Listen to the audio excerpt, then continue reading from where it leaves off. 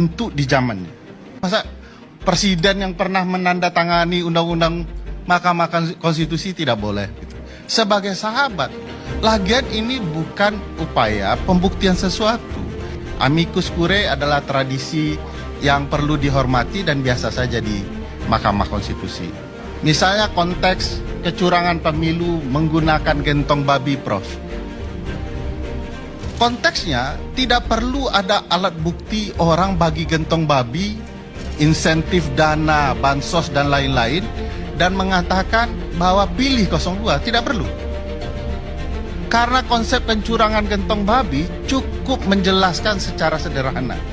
Apakah ada kebijakan dan tindakan yang menggunakan insentif dana negara di tahun pemilu?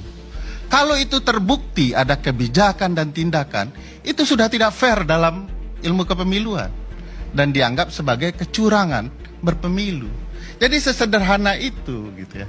Di poin itu maka pembuktiannya apakah ini melanggar azas kejujuran dan keadilan.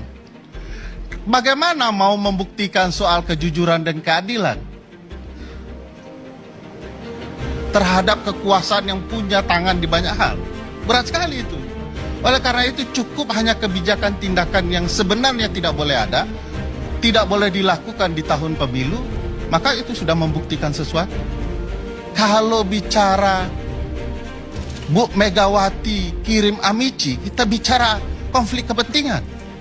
Tapi kalau ada paman, presiden, dan anaknya, kita lupa itu konflik kepentingannya. Padahal konflik kepentingan juga.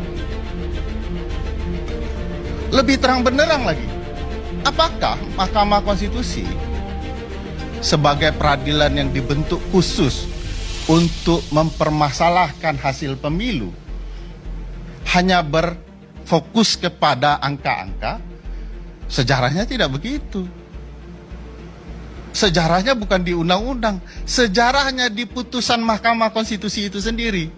Putusan nomor 41 PHPUD, D itu maksudnya daerah, garing 2000 garing 6 Romawi tahun 2008. Apa isinya? Mahkamah bisa mengubah hasil pemilu kalau terjadi kecurangan yang TSM. Peristilahan HAM dibawa dalam peristilahan pemilu. Orang-orang hukum tata negara mengajar juga soal HAM. Karena hukum tata negara itu tidak hanya bicara negara dan warga negara, tetapi juga tanggung jawab negara. Termasuk HAM, termasuk pemilu. Tidak pernah mengabulkan berbeda, tidak berwenang. Mahkamah dalam putusan PHPU Pilpres nomor 01 PHPU Pilpres garing 17 Romawi tahun 2019 mengatakan mereka berwenang. Beliau yang mengajukan permohonannya. Soal apa? Pak Prabowo maksudnya. Pak Prabowo yang mengajukannya dengan kuasa hukumnya. Soal apa? Soal TSM. Berwenang tetapi dianggap tidak terbukti. Kalau ini dibiarkan, besok-besok solusi pemilu presiden kita dan pemilu-pemilu lainnya di Mahkamah Konstitusi, penyelesaiannya cuma satu, yaitu curanglah sehabis-habisnya. Itu sebabnya kami menjelaskan bahwa angka kecurangan yang terlalu tinggi itu dirancang sedemikian rupa supaya tidak punya kekuasaan untuk membuktikan angka-angka bahwa sesuatu yang janggal sedang terjadi dalam pemilu kita. Saya memperlihatkan gambar itu. Gambar itu kalau dilihat sederhana begini. Warna biru itu adalah gambar Pak Prabowo dan Mas Gibran. Dan warna merah adalah PDIP, yaitu Ganjar Mahfud.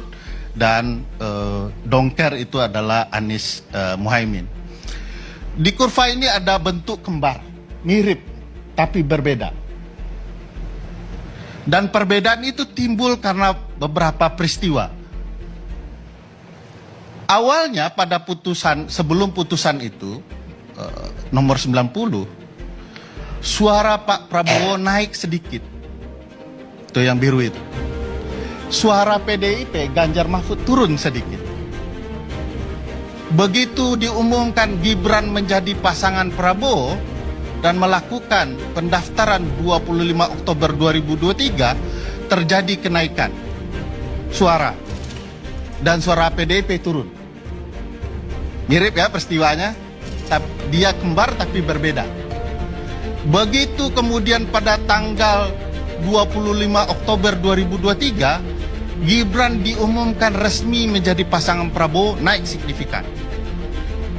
Lalu PDIP turun signifikan.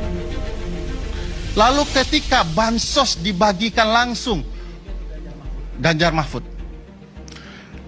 Pembagian bansos dilakukan langsung oleh Presiden, ya, itu bisa dilihat dari 46%, 46,70% melejit luar biasa sampai 58,8%.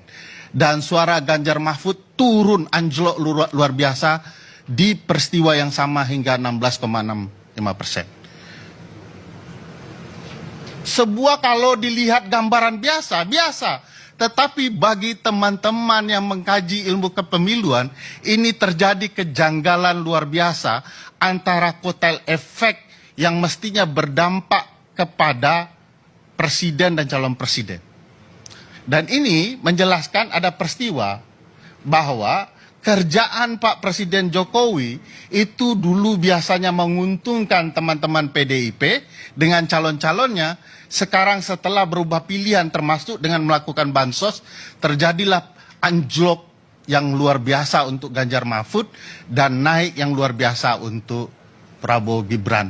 Dan ini kurva kembar yang bisa dianalisa sebuah kebijakan menentukan banyak hal. Nah, bagi saya akan selalu ada matahari besok pagi jika belum kiamat. Dan saya yakin putusan MK bisa menjadi matahari baru perbaikan demokrasi dan kepemiluan kita. Kecuali MK ikut bermain mata. Sekian, terima kasih.